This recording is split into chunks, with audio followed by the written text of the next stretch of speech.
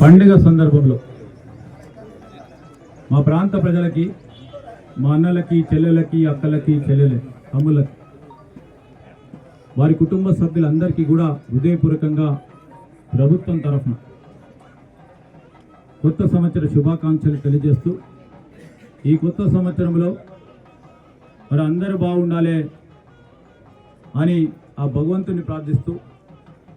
రాబోయే సంవత్సరం కాంగ్రెస్ పార్టీ ప్రభుత్వం చేపట్టిన సంక్షేమ పథకాలు,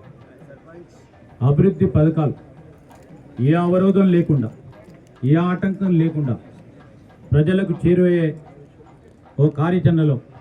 ఆ భగవంతుడు కూడా మాకు ఆశీస్సులు పలకాలని, ప్రజలకు మేలు చేసే ప్రతి కార్యక్రమాన్ని విరోధం రాకుండా, విరోధం ఎవరైనా క్రియేట్ చేసినా వారి ఆలోచనలను అడ్డుకునే విధంగా మరి ఆ భగవంతుడు మాకు ఆశీస్సులు పలకాలని,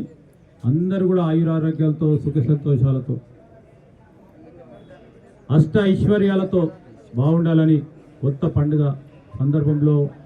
కొత్త సంవత్సరం పండుగ సందర్భంలో ఆ భగవంతుని ప్రార్థిస్తూ సెలవు తీసుకుంటాం.